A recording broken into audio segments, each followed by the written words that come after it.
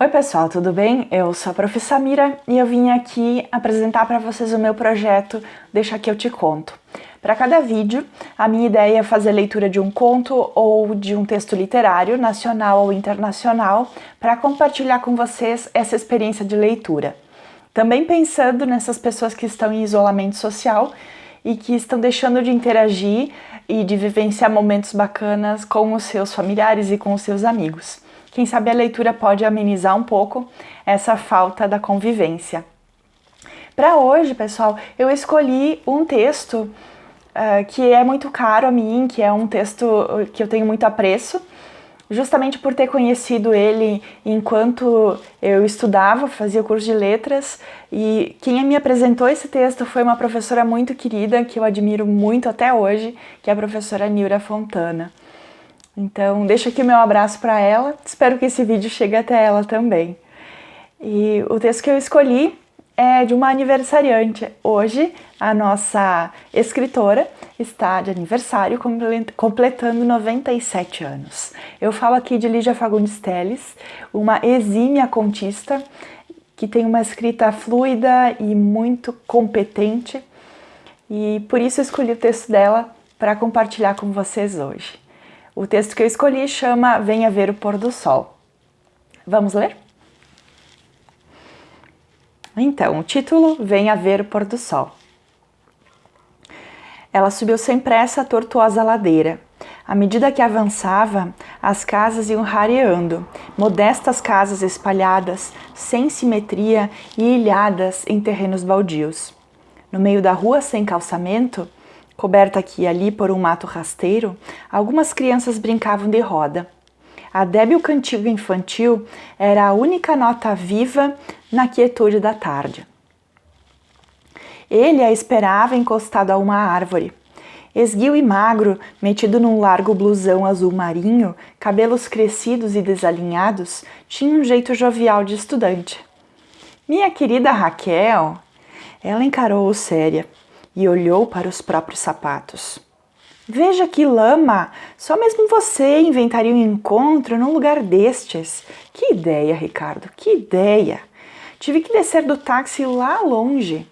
Jamais ele chegaria aqui em cima. Jamais? Pensei que viesse vestida esportivamente, agora me aparece nessa elegância.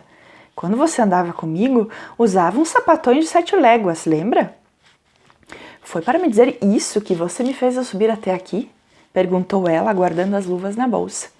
Tirou um cigarro. Hein? Ah, Raquel. E ele tomou-a pelo braço.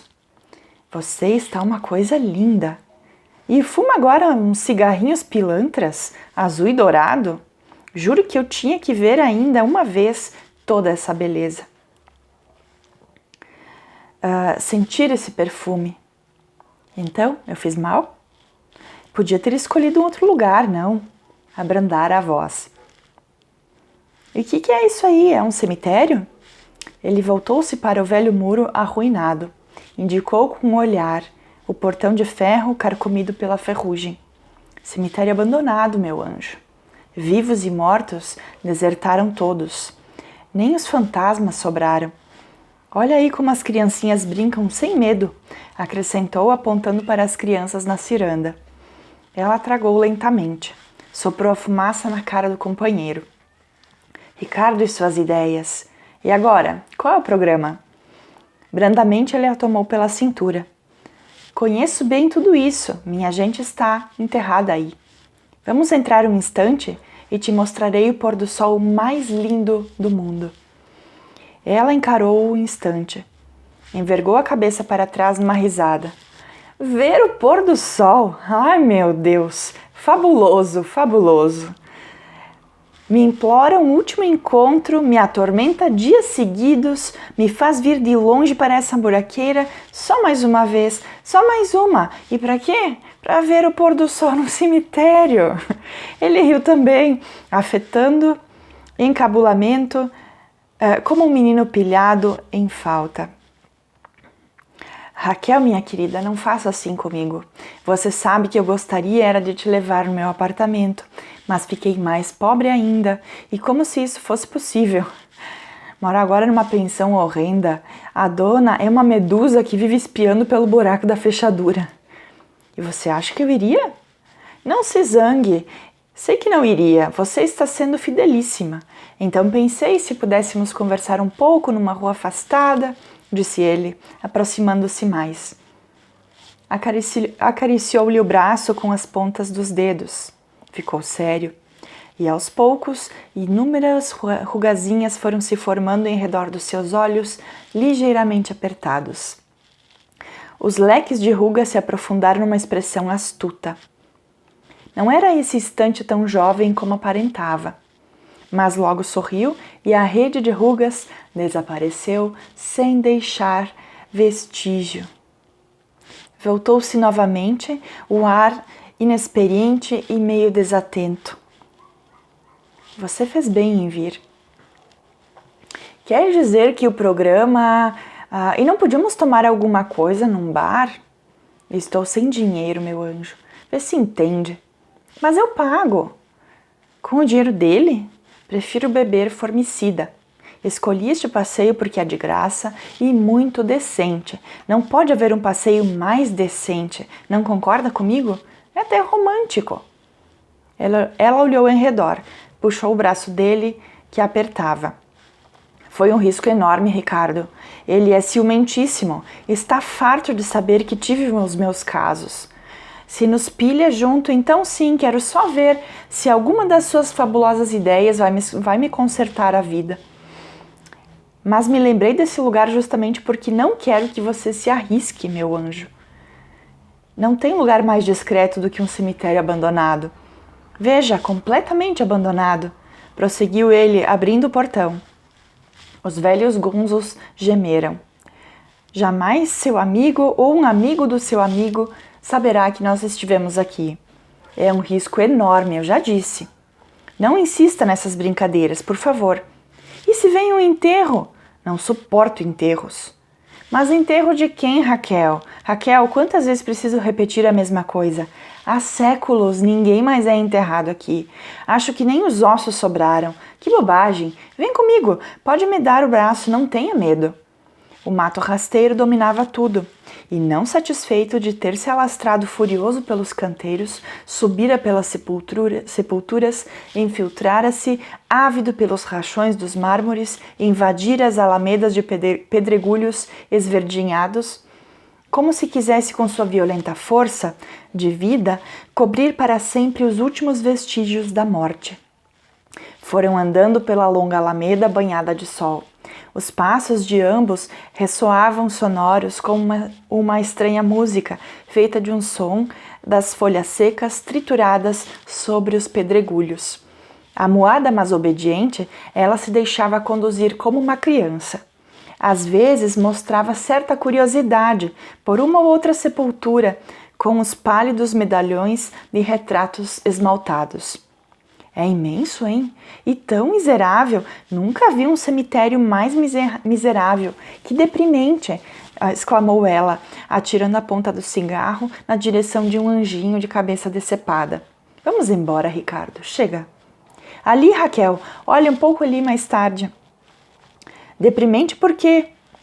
Não sei por onde foi que eu li, a beleza não está nem na luz da manhã, nem na sombra da noite, está no crepúsculo, nesse meio tom, nessa ambiguidade.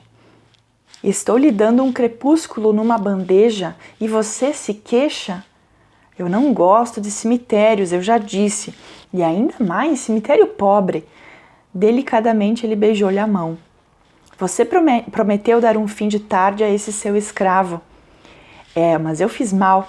Pode ser muito engraçado, mas não quero arriscar mais. Ele é tão rico assim? Riquíssimo! Vai me levar agora numa viagem fabulosa até o Oriente. Já ouviu falar no Oriente?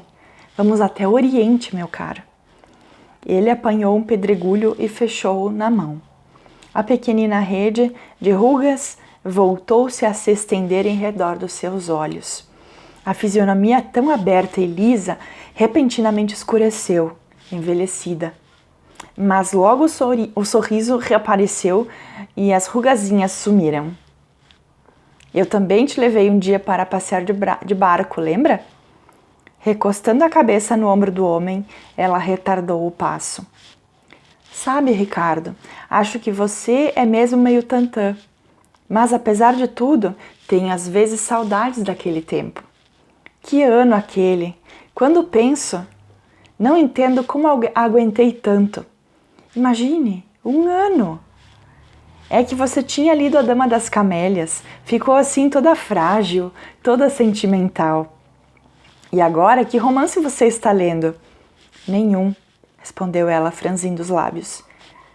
Deteve-se para ler a inscrição de uma laje despedaçada. Minha querida esposa, eternas saudades, leu em voz baixa. Pois sim, durou pouco essa eternidade.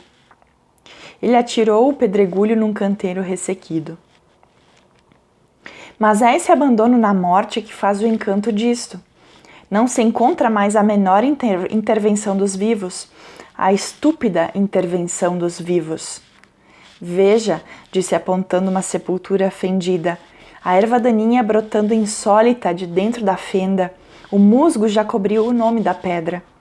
Por cima do musgo ainda virão as raízes, depois as folhas. Esta a morte perfeita, nem lembrança, nem saudade, nem o nome sequer, nem isso. Ela aconchegou-se mais a ele, bocejou. Está bem, mas agora vamos embora, já que me diverti muito. Faz tempo que não me divirto tanto. Só mesmo um cara como você podia me fazer me divertir tanto assim. Deu-lhe um rápido beijo na face. Chega, Ricardo, quero ir embora. Mais alguns passos. Mas esse cemitério não acaba mais. Já andamos quilômetros. Olhou para trás. Nunca andei tanto, Ricardo, eu vou ficar exausta. A boa vida te deixou preguiçosa, hein? Que feio, lamentou ele, impelindo-a para a frente. Dobrando esta alameda, fica o jazigo da minha gente, e é de lá que se vê o pôr do sol. Sabe, Raquel, andei muitas vezes por aqui de mãos dadas com minha prima. Tínhamos então 12 anos. Todos os domingos minha mãe vinha trazer flores e arrumar a nossa capelinha, onde já estava enterrado meu pai. Eu e minha priminha vínhamos com ela e ficávamos por aí, de mãos dadas, fazendo tantos planos. Agora, as duas estão mortas. Sua prima também? Também. Morreu quando completou 15 anos. Não era propriamente bonita, mas tinha uns olhos. Eram assim verdes como os seus, parecidos com os seus. Extraordinário, Raquel. Extraordinário como vocês duas. Penso agora que toda a beleza dela residia apenas nos olhos, assim, meio oblíquos, como os seus. Vocês se amaram? Ela me amou. Foi a única criatura que fez um gesto. Enfim, não tem importância. Raquel tirou-lhe o cigarro, tragou e depois devolveu-o. Eu gostei de você, Ricardo. E eu te amei. E te amo ainda. Percebe agora a diferença? Um pássaro rompeu o cipreste e soltou um grito. Ela estremeceu. Esfriou, não? Vamos embora. Já chegamos, meu anjo. Aqui estão os meus mortos. Pararam diante de uma capelinha coberta, de alto a baixo, por uma trepadeira selvagem que a envolvia num furioso abraço de cipós e folhas. A estreita porta rangeu quando ele a abriu de par em par. A luz invadiu o cubículo de paredes enegrecidas, cheias de estrias de antigas goteiras. No centro do cubículo, um altar meio desmantelado, coberto por uma toalha que adquirira a cor do tempo. 2 vasos de desbotada opalina ladeavam um tosco crucifixo de madeira. Entre os braços da cruz, uma aranha tecera 2 triângulos de teias já rompidas, pendendo como farrapos de um manto que alguém colocara sobre os ombros de Cristo. Na parede lateral, à direita da porta, uma portinhola de ferro dando acesso para uma escada de pedra, descendo em caracol para a catacumba. Ela entrou na porta ela entrou na ponta dos pés, evitando roçar, mesmo de leve naqueles restos de capelinha. Que triste é isso, Ricardo. Nunca mais você esteve aqui. Ele tocou na face da imagem recoberta de poeira. Sorriu melancólico.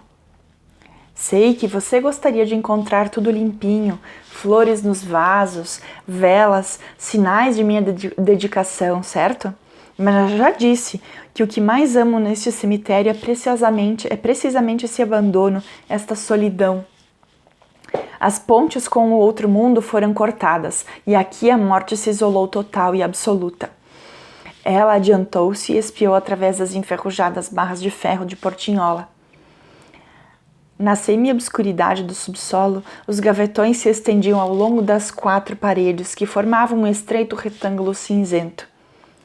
E lá embaixo? Pois lá estão as gavetas, e nas gavetas as minhas raízes. Pó, meu anjo, pó, murmurou ele. Abriu a portinhola e desceu a escada. Aproximou-se de uma gaveta no centro da parede, segurando firme na alça de bronze, como se fosse puxá-la. A cômoda de pedra. Não é grandiosa? Detendo-se no topo da escada, ela inclinou-se mais para ver melhor. Todas essas gavetas estão cheias? Cheias? Só as que têm o retrato e inscrição, está vendo? Nesta está o retrato da minha mãe. Aqui ficou minha mãe. Prosseguiu ele, tocando com as pontas dos dedos num medalhão esmaltado embutido no centro da gaveta. Ela cruzou os braços, falou baixinho, um ligeiro tremor na voz. Vamos, Ricardo, vamos. Você está com medo. Claro que não, estou com frio. Suba e vamos embora, estou com frio. Ele não respondeu. Adiantaram-se até um dos gavetões na parede oposta e acendeu um fósforo. Inclinou-se para ver o medalhão frouxamente iluminado. A priminha Maria Emília. Lembro-me até do dia em que tirou esse retrato, 2 semanas antes de morrer. Prendeu os cabelos com uma fita azul e veio se exibir. Estou bonita? Estou bonita? Falava agora consigo mesmo, doce e gravemente. Não é que fosse bonita, mas os olhos... Venha, Raquel, é impressionante como tinha olhos iguais aos seus. Ela desceu a escada, encolhendo-se para não esbarrar em nada. Ai, que frio que faz aqui e que escuro, não estou enxergando. Acenda outro fósforo. Ele ofereceu à companheira. Pegue, dá para ver. Muito bem. Afastou-se para o lado. Repare nos olhos. Mas está tão desbotado, mal se vê que é uma moça. Antes de a chama se apagar, aproximou-a da inscrição feita na pedra. Leu em voz alta lentamente. Maria Emília, nascida em 20 de maio de 1800 e falecida... Deixou cair o palito e ficou um instante imóvel. Mas esta não podia ser sua namorada. Morreu há mais de 100 anos. Seu Um baque metálico decepou-lhe a palavra pelo meio. Olhou em redor. A peça estava deserta. Voltou a olhar para a escada. No topo, Ricardo a observava por detrás da portinhola fechada. Tinha seu sorriso meio inocente, meio malicioso. Isto nunca foi o jazigo da sua família, seu mentiroso. Brincadeira mais cretina, exclamou ela, subindo rapidamente a escada. Não tem graça nenhuma, ouviu? Ele esperou que ela chegasse quase a tocar o trinco da portinhola de ferro.